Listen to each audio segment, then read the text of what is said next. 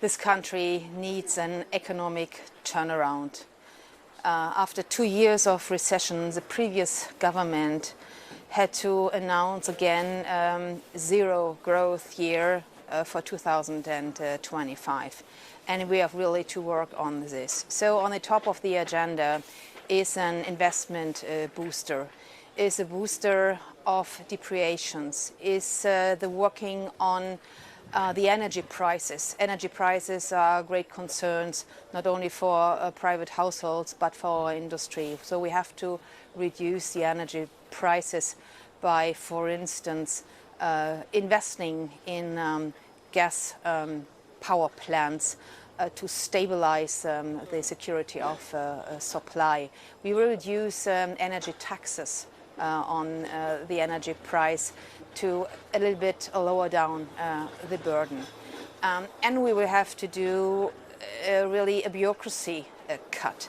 The bureaucracy burden is something what is hindering economy, private households to invest. We are too complicated, too long for the tasks and the things we have to do to fix the country.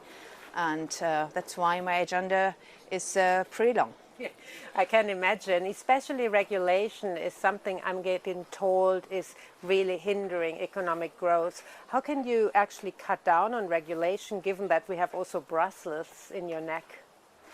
Well, a lot of regulations come from Brussels, and I'm not against every regulation. A smart regulation can shape market and can help economy.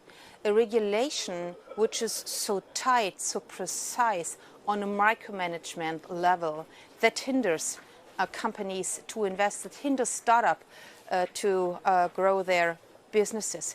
And here we have to learn again that investments and doing business also coming with some risks.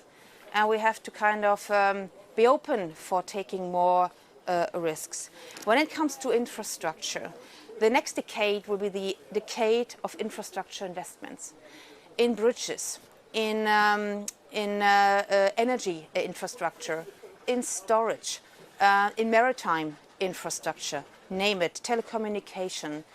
And for this we need speed. We need speed and investments, and we need private capital. And that will be another topic I will take care of. All the investments we will do, 10% of them could be done with public money. We need 90% of private sector investments, and we have to shape programs and make offers for the private sector to invest in our infrastructure. I think international investors are extremely excited about the prospects to invest in German infrastructure, to be honest. At least that's what I'm hearing. But they need as well a proper framework, like good returns on equity. Are you looking into having those in place? Well, we have to shape programs, and we have shape investments, infrastructure funds, which allows us to attract international and private money. Of course, the returns of invest has to be done, and at the same time, we have to take care of that the overall costs for customers, for industry, are not too high. Yeah. But we have to be much more open than we had been in the past. Let's also talk about tariffs, because the whole tariff situation is, of course, a big burden on the German industry, the outlook for the economy. It sits with your ministry. So what are the first tentative signs from the conversation Chancellor Merz and President Trump did have? Germany is an economy which is very, very strong in exports. So a lot of our growth and value come from a strong export-orientated industry. So we are depending on reliable international trade frameworks. Tariffs are a burden, and if the insecurity on how high could one tariff be on which good, that hinders investments.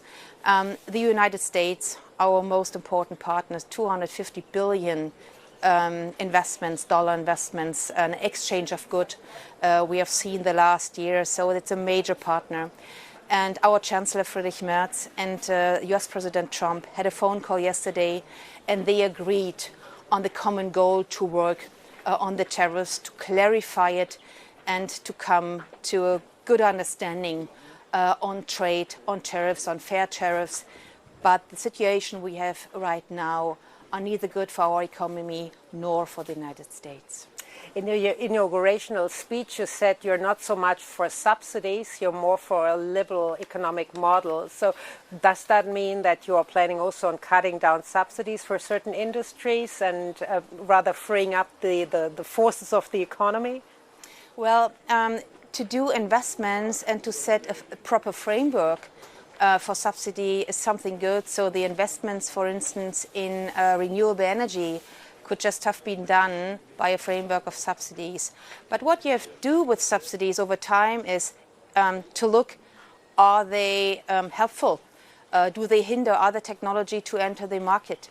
So, and subsidy doesn't mean it lasts for 20 and more years. So we have to check again what worked and what didn't work. But to support green investments, green technology was something we will keep on doing.